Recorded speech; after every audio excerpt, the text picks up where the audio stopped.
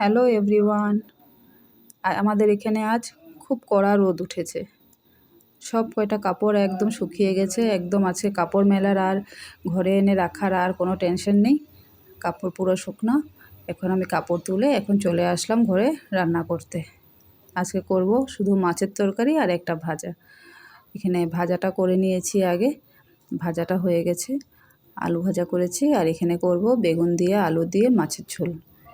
মাছটা ভেজে তুলে নিলাম। এখন বেগুনটা একটু ভেজেই নিয়েছি আগে।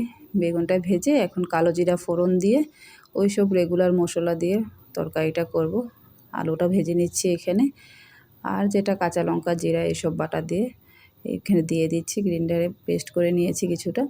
দিয়ে এখন মাছের তরকারি হয়ে গেলে হয়ে যাবে আমাদের। রান্না বাড়া শেষ, ভাতও হয়ে গেছে।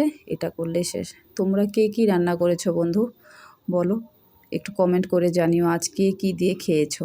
ঠিক আছে, আমি আর তরকারি দেখো জল দিয়ে দিলাম। এখন তরকারিতে এখন একটু ভালো করে একটু জাল হয়ে গেলে তারপরে মাছটা আর বেগুনটা দিয়ে দেব।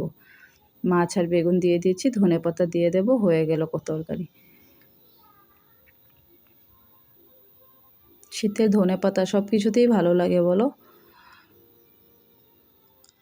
তরকারিটা হয়ে গেছে।